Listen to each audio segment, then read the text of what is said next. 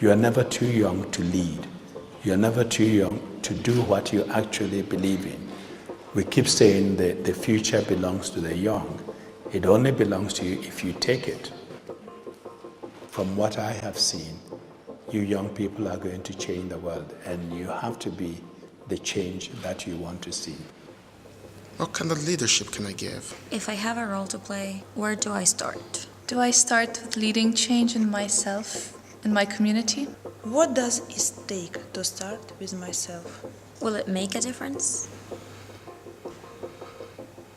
The world has gone through lots of changes since my last visit. One of the most important things has been the financial crisis, which has created lots of problems around the world. How has this impacted on the lives of the ordinary people? How have the governments used the revenues to ensure that they improve the livelihood and the well-being of their people?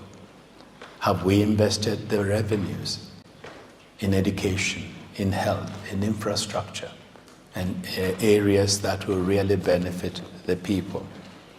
We talk of reforms when the crisis hit, but as things begin to improve, nobody is pushing reforms. The financial houses and the banks are pushing back in America and elsewhere. And I'm not sure we can get the kind of reforms some of your discussions here reflect that we need. And honestly, I have been quite pleasantly surprised that we haven't had more social conflict in societies around the world. We've seen, yes, demonstrations in Spain, in Greece, Italy, in other parts of, but it's been peaceful. It has not been violent, it's not been aggressive, and this is something that we need to worry about. We see the impact of the situation on the young, the youth unemployment, where you have about 70 million young people around the world without jobs.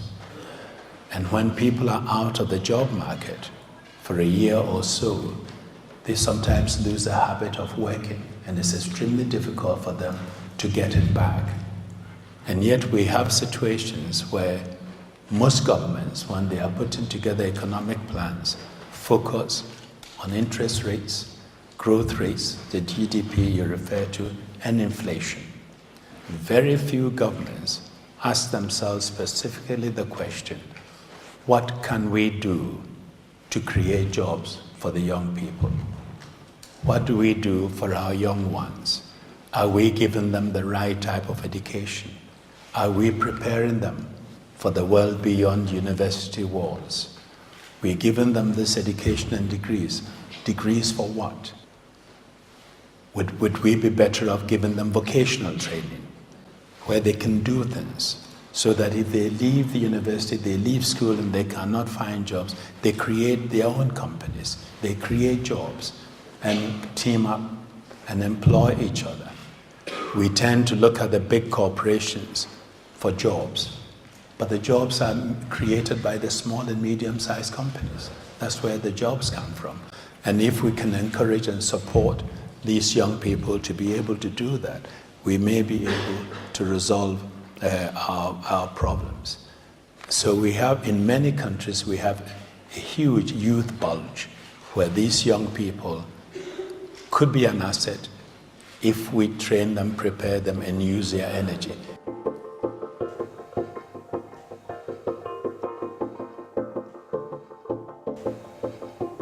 Cameroon has been enjoying peace for a long time because the young people were sleeping.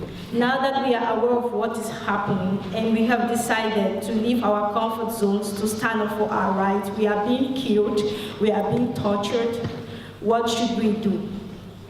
And I wish to pledge to you, because I'm not talking on behalf of myself, but for my people, I wish to pledge with you to take an interest in my country, Cameroon, so that together we can do something for the generations to come. Thank you. I'm very happy to hear you stand up and speak so eloquently. You're already a leader, and we need young leaders to take charge and move forward. But I think what is important is for the students and the young people, and not just the young people. You can't always do it alone. You need partners. You need sensible politicians. You need to work with old people. You need to work with women's groups. You need to work with intellectuals and others to push for the change that you want, to start talking about good governance, talk about rights, and argue your position. Above all, avoid violence. If you use violence, you play into the hands of the authorities. It's always, we are establishing law and order. We don't want violence. We have to secure the environment. But I think the best way is to organize yourselves, know what it is that you're pushing for, and really be specific.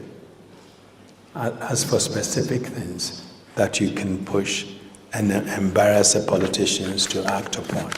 I'd like to ask if you think that there will be, with the events of the Arab Spring and the financial crises that have been happening, will there be a new world order, as in the 5 permanent members? Will there might be a reform in the Security Council anytime soon? Thank you. I think from the discussions you yourself have had, you've identified gaps and weaknesses in the current system, and that changes will have to come. But the changes, if they are going to come, will have to also come because of pressure from the people and the changes they want to see in the system.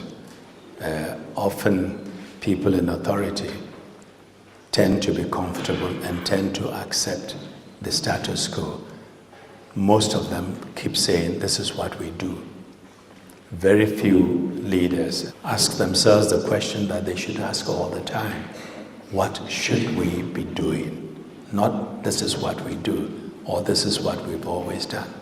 And I think given the pressures and what is happening around the world, with the emergence of the new economic powers, changes will come, and it is already happening. What form it would eventually take, I cannot predict now.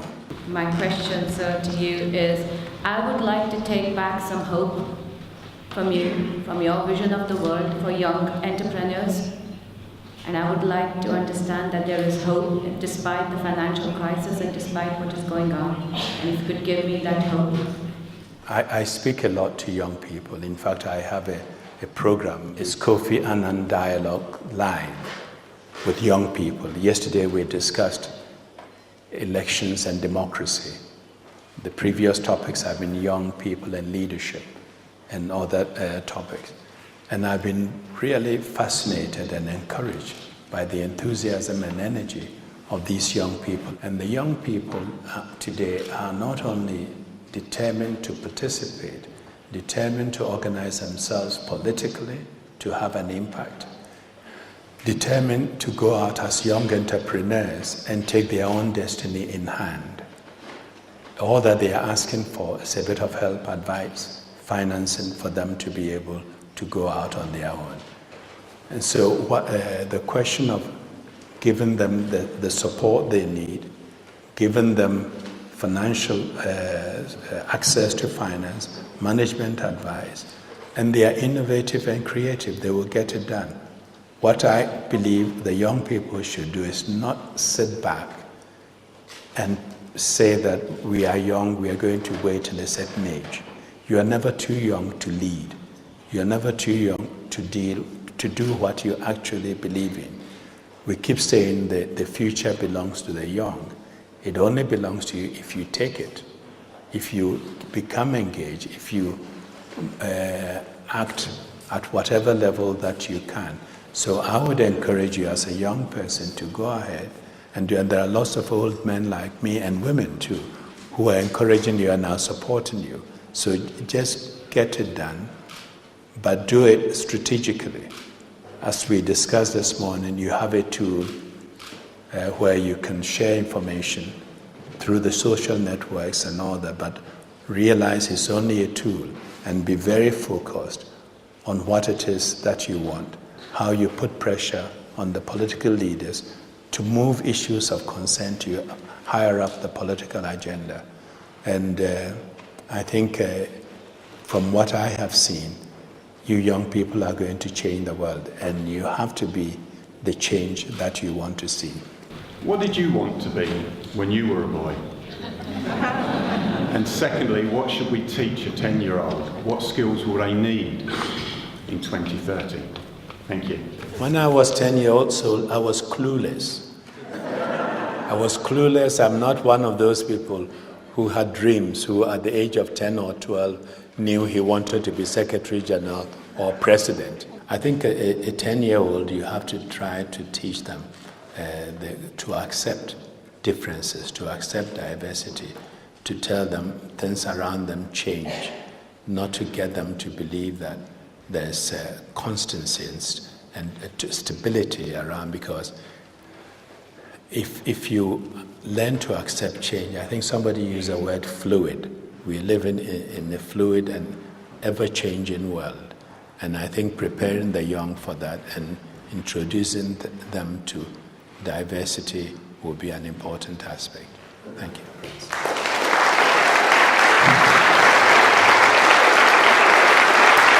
Thank you.